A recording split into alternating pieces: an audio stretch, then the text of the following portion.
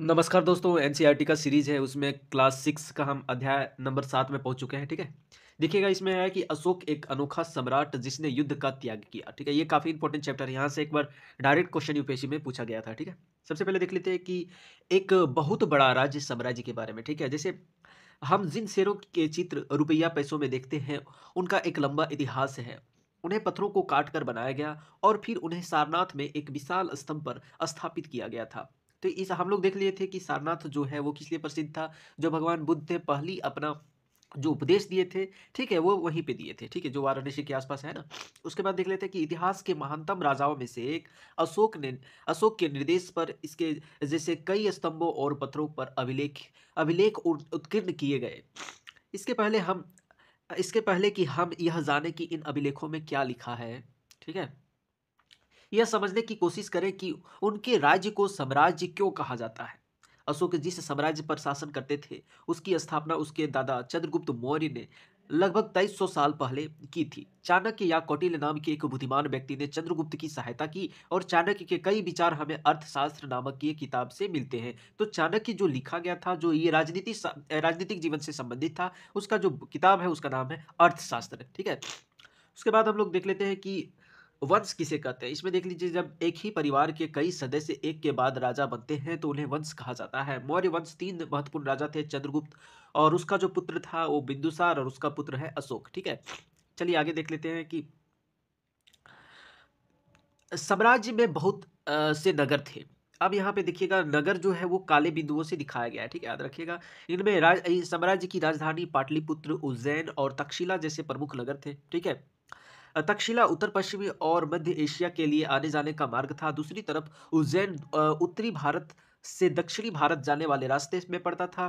शायद नगरी में व्यापारी शायद नगरों में व्यापारी, सरकारी अधिकारी और शिल्पकार रहा करते थे। चलिए अब हम लोग देख लेते हैं कि साम्राज्य के बहुत बड़े क्षेत्रों में किसानों और पशुपालकों के गांव बसे हुए थे। मध्य भारत जैसे इलाकों में ज्यादातर हिस्सा जंगलों से भरा हुआ था। वहां पर लोग फल फूल का संग्रहण और जानवरों का शिकार करके जीविका चलाते थे। साम्राज्य के अलग अलग इलाकों में लोग भिन्न भिन्न भाषाएं बोलते थे। वे लोग शायद अलग अलग प्रकार का भोजन करते थे और यहाँ तक कि अलग अलग किस्म के पोशाक भी पहनते थे। चलिए अब इंपॉर्टेंट आता है, ये काफ़ी इंपॉर्टेंट है, ये देख लीजिएगा। जो रेड रेड है आपका अभिलेख के प्राप्ति स्थल है, अभिलेख मिला है, और जो काला है वो आपका नगर है, ठीक है। तो अशोक का जो अभिलेख प्राप्त हुआ है ये कंधार है। उसके बाद लंपक है, ये भारत में नहीं है, ये याद रखना है। मानसेहरा और शहबाज गढ़ी, ठीक है। तो हम लोग देखते हैं कि यहाँ पे अभी अशोक का जो अभिलेख है वो खरोष्टी में भी लिखा है और अरमाइक लिपि में भी मिला है ना। तो ये सारा मनसेहरा हो गया और आपका शहबाजगढ़ी खरोष्टी लिपि से मिला है ना।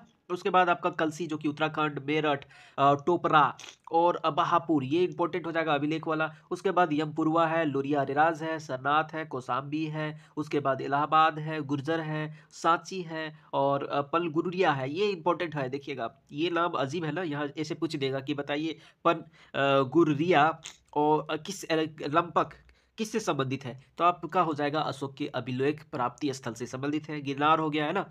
और नगर में आप देख सकते हैं, ये पाटलिपुत्र हो गया और ये तक्षशिला हो गया। उसके बाद उज्जैन, तो 3 नगर हम देख चुके हैं।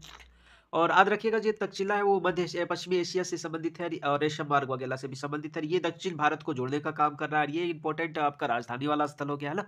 चलिए उसके बाद हम लोग नीचे देख सकते हैं, जैसे नाला सोपारा अभी भी हम लोग देखते हैं मुंबई में। तो ये सोपारा वही है, वही उसी से रिलेटेड है सोपारा। सलती जो कि कर्नाटक वाला क्षेत्र से है ना। उसके बाद धौली आपका हो जाएगा जोगढ़, ये आपका उड़ीसा वाला क्षेत्र से संबंधित है, ठीक है। मास्की, ये भी आपका कर्नाटक। येरगुड्डी, ये आपका आंध्र प्रदेश वाला। ब्रह्मगिरी, ये आंध्र प्रदेश वाला।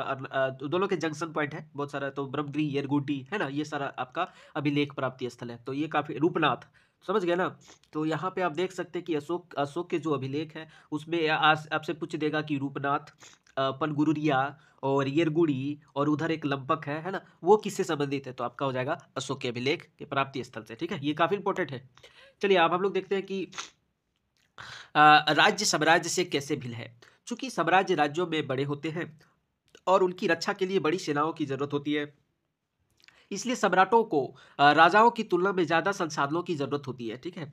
तो इसी कारण उन्हें बड़ी संख्या में कर इकट्ठा करने वाले अधिकारियों की जरूरत होती है। ठीक है, अब आता है कि साम्राज्य का प्रशासन कैसे होता है। ठीक है, ये इंपॉर्टेंट हो जाता है। ठीक है, देखिए चूंकि मौर्य साम्राज्य बहुत बड़ा था, इसलिए अलग अलग हिस्सों पर अलग अलग ढंग से शासन किया जाता था। पाटलिपुत्र और उसके आसपास के इलाकों पर सम्राट का सीधा नियंत्रण था। तो ये इंपॉर्टेंट हो जाता है कि जैसे पाटलिपुत्र और उसके आसपास इलाकों पर सम्राट का सीधा नियंत्रण था। ठीक है, इसका मतलब यह है हुआ कि इस इलाके के गांवों और शहरों के किसानों, पशुपालकों, शिल्पकारों, व्यापारियों से कर इकट्ठा करने का के लिए राजा अधिकारियों की नियुक्ति करता था, जो राजा के आदेशों का उल्लंघन करते थे और अधिकारी उनको सजा भी देते थे। इनमें से कई अधिकारियों को वेतन भी दिया जाता था। संदेशवाहक, ये इंपॉर्टेंट है, देखिएगा संदेशवाहक का क्या काम होता था। संदेशवाहक एक जगह से दूसरी जगह घूमते रहते थे और राजा के जासूस अधिकारियों के कार्यकलाप पर नजर रखते थे। इन सब के ऊपर सम्राट था, जो राज्य परिवार एवं वरिष्ठ मंत्रियों की सहायता से सब पर नियंत्रण रखता था। मौर्य साम्राज्य के भीतर कई छोटे छोटे प्रांत या क्षेत्र थे। इन पर तक्षशिला या उज्जैन जैसी प्रांतीय राजधानियों से शासन किया जाता था। तो हम लोग देख लें कि तीन, एक उज्जैन हो गया, तक्षशिला और पाटलिपुत्र, प्रांतीय राजधानियों के माध्यम से शासन करने की व्यवस्था थी, है ना। कुछ हद तक आप देख लेते हैं पाटलिपुत्र से इन क्षेत्रों पर नियंत्रण रखा जाता था। मेन तो पाटलिपुत्र ही था, क्योंकि वही सबसे बड़ी राजधानी था, केंद्र केंद्र यही पाटलिपुत्र था। ठीक है, और अक्सर राजकुमारों को वहां का राज्यपाल यानी गवर्नर बनाकर भेज दिया जाता था। लेकिन ऐसा लगता है कि इन जगहों पर स्थानीय परंपराओं और नियमों को ही माना जाता था। ठीक है, उसके बाद देखिए कि प्रादेशिक केंद्रों के बीच विस्तृत क्षेत्र थे। इनके इलाकों में मौर्य शासक सिर्फ मार्गों, नदियों पर नियंत्रण रखने की कोशिश करते थे, जो कि आवागमन के लिए महत्वपूर्ण थे। यहाँ से उन्हें जो संसाधन कर और भेंट के रूप में मिलते थे, उसे इकट्ठा किया जाता था। उदाहरण के लिए अर्थशास्त्र में यह लिखा गया है कि उत्तर पश्चिमी कंबल के लिए और दक्षिण भारत सोने और कीमती पत्थरों के लिए प्रसिद्ध था। तो हम लोग देख ले कि कंबल के लिए उत्तर पश्चिम वाला ये क्षेत्र था और दक्षिण भारत में आपका सोना और कीमती पत्थर के लिए प्रसिद्ध था। संभव है कि संसाधन नजरान के रूप में इकट्ठा किए जाते थे। नजराना, आप देखते हैं नजराना क्या होता है। ठीक है, जहां कर नियमित ढंग से इकट्ठे किए जाते थे, वही नजराना अनियमित रूप से जब भी संभव हो इकट्ठा किया जाता था। नजराना देख लीजिएगा, आज देखिएगा अनियमित रूप से किया जाता था। ऐसे नजराने विविध पदार्थों के रूप में प्राय ऐसे लोगों के लिए से लिए जाते थे जो स्वेच्छा से इसे दे देते थे। ठीक है, अब हम आते हैं कि सम्राट में राजधानी में सम्राट। ठीक है, मेगास्थनीज चंद्रगुप्त के दरबार में पश्चिम एशिया के यूनानी राजा सेल्यूकस निकेटर का राजदूत था। मेगास्थनीज ने जो कुछ देखा उसका विवरण इस प्रकार दिया गया है, देखिएगा। यहाँ हम इसके विवरण का एक अंश दे रहे हैं। ठीक है, सम्राट का जनता के सामने आने के अवसरों पर शोभा यात्रा के रूप में जश्न मनाया जाता था। उन्हें एक सोने के पालकी में लाया जाता है। उनके अंगरक्षक सोने चांदी से अलंकृत हाथियों पर सवार रहते हैं। कुछ अंगरक्षक पेड़ों को लेकर चलते हैं। इन पेड़ों पर प्रशिक्षित तोतों का एक झुंड रहता है, जो सम्राट के सिर के चारों ओर चक्कर लगाता रहता है। राजा सामान्यतः हथियारबंद महिलाओं से घिरे होते हैं। वे हमेशा इस बात का डरे रहते हैं कि कहीं कोई उसकी हत्या करने की कोशिश न करे। उनके खाना खाने के पहले खास नौकर उस खाने को चखते हैं। वे लगातार 2 रात एक ही कमरे पर नहीं सोते थे। ठीक है, अब हम लोग देख लेते हैं कि आधुनिक जो पाटलिपुत्र का विवरण है इस प्रकार। यह एक विशाल और खूबसूरत नगर है।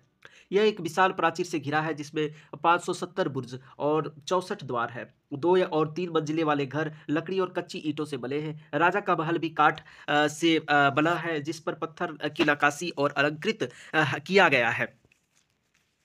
यह चारों तरफ से उद्यानों, चिड़िया के लिए बने बसेरा से घिरा हुआ है। ठीक है, अब हम लोग आते हैं कि और देखिएगा, और अंत में जंगल वाले इलाके आते थे। वहां रहने वाले लोग काफी हद तक स्वतंत्र थे। उनसे यह उम्मीद की जाती थी कि मौर्य पदाधिकारियों की हाथी, लकड़ी, मधु, मोम जैसी चीजें ला कर दे। तो कर की व्यवस्था हम लोग देख लिए कि इस प्रकार एक नियमित रूप से भी था और एक अनियमित रूप से भी था। ठीक है, जैसे जो अनियमित रूप से था वो नजराना कहा जाने लगा। ठीक है, अब हम लोग पढ़ते हैं अशोक के बारे में। अशोक एक अनोखा सम्राट। ठीक है, देखिए मौर्य वंश के सबसे प्रसिद्ध शासक थे।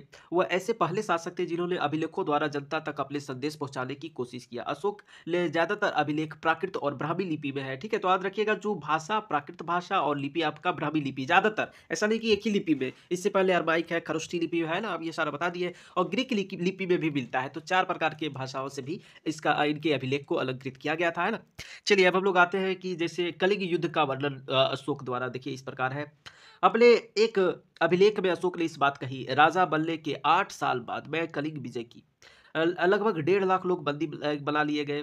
1 लाख से भी ज़्यादा लोग मारे गए। इससे मुझे अपार दुःख हुआ। क्यों? जब किसी स्वतंत्र देश को जीता है, तो लाखों लोग मारे जाते हैं, बहुत सारे लोग बंदी बनाए जाते हैं। इनमें ब्राह्मण और श्रवण भी शामिल है। श्रवण देखिए याद रखिएगा, ऐसा भिक्षुक है जो भी बुल-बुल के तो आप जो घूम-घूम के भिक्षा ग्रहण करते हैं। तो इसको जो श्रवण है आप रिलेट कर सकते हैं जैन और बौद्ध धर्म के भिक्षु लोगों से, है ना? तो जो लोग अपने सगे संबंधियों और मित्रों को बहुत प्यार करते हैं तथा दासों और मृतकों के प्रति दयावान होते हैं, वे भी युद्ध में या तो मारे जाते हैं या अपने प्रियजनों को खो देते हैं। इसीलिए मुझे पश्चाताप हो रहा है। अब मैं धर्म का पालन करने और दूसरों को इसकी शिक्षा देने का निश्चय किया हूँ। तो याद रखिएगा, कलिंग विजय जो हुआ राज्य ग्रहण करने के 8 साल बाद, तो याद रखिएगा कि अशोक के हृदय को जो युद्ध घोष था वो अब किस में बदल गया? ये याद रखिएगा, जो युद्ध घोष था वो अब आपका बदल गया धम्म घोष में। ठीक है, अब वो धम्म का पालन करने लगे। धम्म रखिएगा,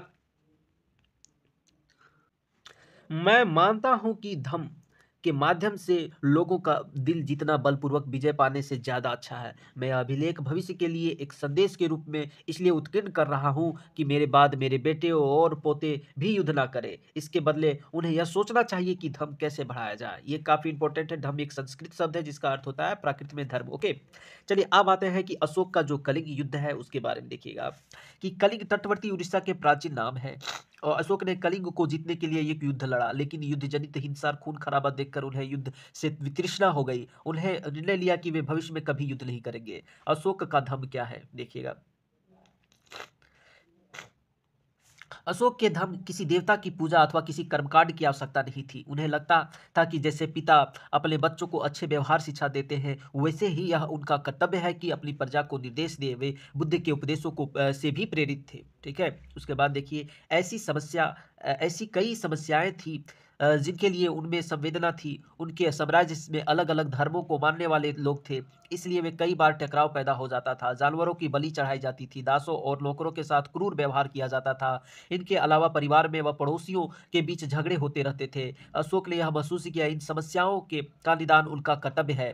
इसीलिए उन्होंने, याद रखिएगा, उन्होंने धम्म महामत्त नामक के अधिकारियों की नियुक्ति की जो जगह जगह पर धर्म की शिक्षा देते थे। तो जो एक अधिकारी थे जो धर्म की शिक्षा देते थे उसका नाम क्या था? धम्म महामत्त। ठीक है, इसके इसके अतिरिक्त अशोक ने अपने कई संदेश में कई स्थानों पर शिलाओं और स्तंभों को पर खुदवा दिए। अधिकारियों को यह निर्देश दिया गया कि वे राजा के संदेश को उन लोगों को पढ़कर सुनाए जो खुद ना नहीं पढ़ सकते थे। अशोक ने धर्म के विचारों को प्रसारित करने के लिए सीरिया, मिस्र, ग्रीस, श्रीलंका दूत भेजे थे। ठीक है, उन्होंने सड़कें बनवाई, कुएं खुदवाई, विश्राम गृह बनवाए। इसके अतिरिक्त उन्होंने मनुष्य और जानवरों की चिकित्सा की व्यवस्था भी की है। देखिए, आधुनिक मूल्यों पर आधारित ये चीजें जो है, सड़क देखिए, ये क्या बोलते हैं, पब्लिक वेलफेयर के लिए क्या किया?